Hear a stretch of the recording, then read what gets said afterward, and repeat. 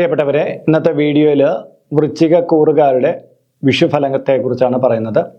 2026 വിഷുക്കാലം തൊട്ട് 2027 വിഷു തുടങ്ങുന്നവരെയുള്ള സമയം മുൻനിർത്തിയിട്ടുള്ള വിഷുഫലം വൃശ്ചികക്കൂറുകാർക്ക് വേണ്ടിയിട്ടുള്ളതാണ് ഇത്. വൃശ്ചികക്കൂറ് എന്ന് പറയുമ്പോൾ വിശാഖത്തിലെ അവസാനത്തെ കാൽഭാഗം, അനിഴം, തൃക്കേട്ട ഈ നക്ഷത്രങ്ങൾ ചേർന്നിട്ടുള്ളതാണ് വൃശ്ചികക്കൂറ് എന്ന് പറയുന്നത്. 2026 ഏപ്രിൽ മാസം 14 തീയതി, അതായത് 1201 മേടമാസം 1 തീയതി ഉദയാൽപരം 8 നാഴിക 8 വിനാഴികയ്ക്ക്, അതായത് പകൽ 9:32 ചതയ നക്ഷത്രം അതിന്റെ 3ാമത്തെ പാദത്തിൽ മേടരവി സംക്രമം നടക്കുകയാണ്. അപ്പോൾ ഈ സംക്രമഫലം വൃശ്ചികക്കൂറുകാർക്ക് എപ്രകാരമാണ്? ഇത് ഗുണപരമാണോ അതോ ദോഷകരമാണോ? ഇതിന്റെ ഗുണവശങ്ങൾ വർദ്ധിക്കാൻ എന്തൊക്കെ ചെയ്യണം, ദോഷങ്ങൾ കുറച്ചു കൊണ്ടുവരാൻ എന്തൊക്കെ ചെയ്യണം എന്നുള്ള പൊതുവായ കാര്യങ്ങളെല്ലാം ഇതിൽ പറയുന്നുണ്ട്. പരിഹാര നിർദ്ദേശങ്ങൾ നൽകുന്നുണ്ട്. നിങ്ങളൊരു ജ്യോതിഷ കുതുകിയായിട്ടുള്ള ഒരു വ്യക്തിയാണെങ്കിൽ തീർച്ചയായിട്ടും ഇത് പൂർണ്ണമായിട്ട് കാണുക. നിങ്ങൾക്ക് ഒട്ടേറെ പ്രയോജനം നൽകുന്ന വീഡിയോ തന്നെയായിരിക്കും ഇത്. നമസ്കാരം, ഞാൻ RJ ഹരിചന്ദ്ര മഠം. അപ്പോൾ മേടവിഷു സംക്രമമായിട്ട് ബന്ധപ്പെട്ട് വൃശ്ചികക്കൂറുകാർക്ക് ഗുണാധിക്യം ഉള്ള ഒരു കാലഘട്ടത്തെ കാണുന്നുണ്ട്. എന്ന് പറഞ്ഞാൽ ദോഷം പൂർണ്ണമായിട്ട് മാറി എന്നൊരർത്ഥം ഇതിൽ പറയേണ്ടതില്ല. ഈശ്വര പ്രാർത്ഥനയിലൂടെയൊക്കെ നേട്ടങ്ങൾ കൈവരിക്കാൻ കഴിയുന്ന ഒരു കാലഘട്ടമാണ്. അതുകൊണ്ട് തന്നെ വിശ്വാസികളായിട്ടുള്ളവർക്കാണ് കൂടുതൽ ഗുണഫലങ്ങൾ ഉണ്ടായി വരാറുള്ളത്. വിദ്യാഭ്യാസ മേഖലയിൽ നല്ല മേൽക്കൈ നേടാൻ കഴിയുന്നതാണ്. എന്നാൽ വിദേശത്ത് പോയി പഠനം നടത്തുക, അവിടെ വിജയിക്കുക തുടങ്ങിയ ആഗ്രഹങ്ങൾ വച്ചിരിക്കുന്നവർക്ക് നേരിയ തടസ്സങ്ങളൊക്കെ ഉണ്ടായി വരുന്നതാണ്. അനാവശ്യമായിട്ടുള്ള എടുത്തുചാട്ടം വിദ്യാഭ്യാസ മേഖലയിൽ കാണിക്കരുത് എന്നും പറയുന്നുണ്ട്. ഒരു തരത്തിലും അറിവില്ലാത്ത കോഴ്സുകളിൽ ചെന്ന് തലവെച്ചു കൊടുക്കുക, അല്ലെങ്കിൽ ആരുടെയെങ്കിലും പ്രത്യേക നിർദ്ദേശപ്രകാരമുള്ള കോഴ്സുകളിലേക്കൊക്കെ അറിഞ്ഞോ അറിയാതെയൊക്കെ ചെന്ന് ചാടിക്കൊടുക്കുകയൊക്കെ ഫ്യൂച്ചറിനെ പ്രതിസന്ധിയിലാക്കാൻ കാര്യമായിട്ടുണ്ട്. അതുകൊണ്ട് തന്നെ പഠിക്കാൻ തുടങ്ങുന്നതിന് മുമ്പ് തന്നെ ഈ കോഴ്സിന്റെ സാധ്യതകളെക്കുറിച്ച് അറിഞ്ഞിട്ട് മാത്രം മുന്നോട്ട് പോവുക. കുടുംബജീവിതത്തിൽ നേരിയ അസ്വസ്ഥതകൾക്ക് കാരണമാകുന്ന കാലഘട്ടം ആയതുകൊണ്ട് തന്നെ പരസ്പരം വിട്ടുവീഴ്ചയ്ക്ക് പ്രാധാന്യം കൊടുക്കണം. ധനമികവ് ഈ ഒരു കാലഘട്ടത്തിൽ പ്രതീക്ഷിക്കാവുന്നതാണ്. നന്നായിട്ട് ജോലിയെടുക്കുകയും അതിൽ നിന്ന് സമ്പാദിക്കാനും കഴിയും എന്നതാണ് ഇതിന്റെ സാരം. ആരോഗ്യപരമായിട്ടുള്ള കാര്യത്തിൽ കൂടുതൽ ശ്രദ്ധ കൊടുക്കുകയും ചെറിയ ചെറിയ രോഗങ്ങളെ ജീവിതശൈലി ക്രമീകരണത്തിലൂടെ തന്നെ മാറ്റിയെടുക്കാനും കഴിയുന്നതാണ്. തൊഴിലവസരങ്ങൾ പുതുതായിട്ട് വന്നു ചേരുന്നതാണ്. തൊഴിൽ ചെയ്തുകൊണ്ടിരിക്കുന്നവർക്ക് ആ തൊഴിലിൽ നിന്ന് മാറ്റം കാണുന്നുണ്ട്. ആരോഗ്യ പ്രവർത്തകർക്ക് കാലം അത്ര കണ്ട് ഗുണകരമല്ല. പോലീസ്, പട്ടാളം മുതലായ മേഖലയിൽ ജോലി ചെയ്യുന്നവർക്ക് മാനസിക സംഘർഷം ഉണ്ടായി വരാൻ സാധ്യതയുണ്ട്. വീട് വയ്ക്കുക, പുതിയ വാഹനം മേടിക്കുക തുടങ്ങിയവയ്ക്ക് സാധ്യതയുള്ള കാലഘട്ടമാണ് ഇത്. കുറെ കാലമായിട്ട് നമ്മൾ ഒന്നും ചെയ്യാതിരിക്കുന്ന ഒരു വിഷയത്തിന് മേൽ പുതുതായിട്ടെടുക്കുന്ന ചില നടപടികൾ കൊണ്ട് അത് പൂർത്തീകരിക്കാൻ കഴിയുന്നതാണ്.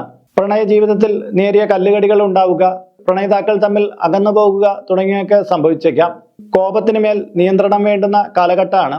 വ്യക്തിബന്ധങ്ങളെ താറുമാറാക്കുന്ന തരത്തിലുള്ള ദേഷ്യപ്രഭാവം നമ്മിൽ ഉണ്ടായി വന്നേക്കാം. പുതിയ സംരംഭങ്ങൾ തുടങ്ങാൻ സാധ്യത കാണുന്നുണ്ട്. ബിസിനസ്സുകാർ ചതിപ്രയോഗങ്ങളെ കൂടുതൽ ശ്രദ്ധയോടുകൂടി കാണേണ്ടതാണ്. ഏറ്റെടുത്ത പദ്ധതികൾ വിജയിപ്പിക്കാൻ കഴിയുന്നതാണ്. പുതിയ ഇലക്ട്രോണിക് ഉപകരണങ്ങളോ പുതിയ വാഹനങ്ങളോ മേടിക്കുമ്പോൾ ശ്രദ്ധിച്ചു കൊള്ളുക. അതിൻ്റെ എഞ്ചിൻ പാർട്ടുമായിട്ടുള്ള ചില തകരാറുകൾ നമുക്ക് കുറച്ച് ധനനഷ്ടം ഉണ്ടാക്കിയേക്കാം. പുതിയ ആശയങ്ങൾക്ക് സ്വീകാര്യത ലഭിക്കുന്ന കാലഘട്ടമാണ്. രാഷ്ട്രീയ പ്രവർത്തകർക്ക് കാലം അത്ര കണ്ട് മേന്മയുള്ളതല്ല.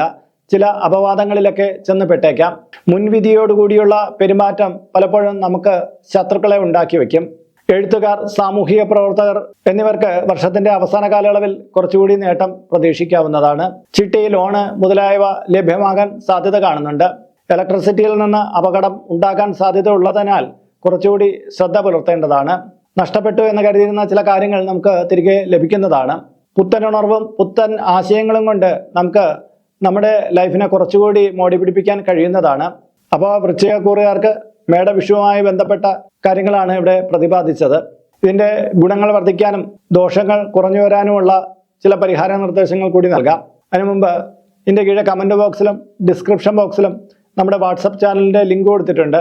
അതിലൂടെ ചാനൽ പ്രവേശിച്ചാൽ നിങ്ങളുടെ പിറന്നാളിന്, നിങ്ങളുടെ കുടുംബ അംഗങ്ങളുടെ പിറന്നാളിന് സൗജന്യമായിട്ട് പുഷ്പാഞ്ജലി അർച്ചനകൾ നടത്തി കിട്ടുന്നതാണ്. മാത്രമല്ല നിത്യവും രാവിലെ ഹൈന്ദവ ആചാര സംബന്ധമായ ഒട്ടേറെ കാര്യങ്ങൾ നിങ്ങളുടെ മൊബൈൽ ഫോണിലേക്ക് തികച്ച് സൗജന്യമായിട്ട് അയച്ച് തരുന്നതുമാണ്.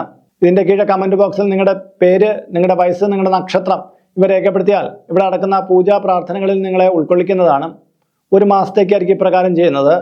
കൂടുതലായിട്ട് വേണമെന്നുള്ളവർ ഇനി തൊട്ട് ഇതിൽ അപ്ലോഡ് ചെയ്യുന്ന എല്ലാ വീഡിയോകളുടെ കീഴെയും നിങ്ങളുടെ ഡീറ്റെയിൽസ് ഇങ്ങനെ കൊടുത്താൽ മതി. അതിനായിട്ട് ഇതുവരെ ഈ ചാനൽ സബ്സ്ക്രൈബ് ചെയ്തിട്ടില്ലെങ്കിൽ അത് ചെയ്യുക. ഒപ്പം തന്നെ ഈ വീഡിയോ ഒന്ന് ലൈക്ക് ചെയ്യുകയും ചെയ്യുക. എങ്കിൽ മാത്രമായിരിക്കും പുതുതായിട്ട് അപ്ലോഡ് ചെയ്യുന്ന വീഡിയോകളെ കുറിച്ച് നിങ്ങൾക്ക് റെക്കമെൻഡേഷനായിട്ടും നോട്ടിഫിക്കേഷനായിട്ടുള്ള അറിയിപ്പുകൾ ലഭ്യമാവുകയുള്ളൂ. എങ്കിൽ മാത്രമായിരിക്കും നിങ്ങൾക്ക് നിങ്ങളുടെ ഡീറ്റെയിൽസ് ഇതിൽ കൊടുക്കാനും കഴിയുക. ഇത് പ്രയോജനപ്പെടുത്തുക. അപ്പോൾ പരിഹാര കാര്യങ്ങളിലേക്ക് വരുമ്പോൾ വ്യാഴാഴ്ച ദിവസം വ്യാഴദേവനെ സ്മരിക്കുകയും വിഷ്ണു ക്ഷേത്രത്തിൽ പോയി പുഷ്പാഞ്ജലി കഴിപ്പിക്കുകയും ചെയ്യുക. ഗണപതിക്ക് മാസത്തിലെ അവസാനത്തെ തിങ്കളാഴ്ച തോറും നാളികേരം ഉടയ്ക്കുക, കർഗമാല ചേർത്തുക. വനദുർഗ യന്ത്രം യഥാവിധി തയ്യാറാക്കി കഴുത്തിൽ അണിയുക. കുട്ടികൾക്ക് വിദ്യാ സരസ്വതി മന്ത്രാർച്ചന ദേവീക്ഷേത്രത്തിൽ നടത്തുക.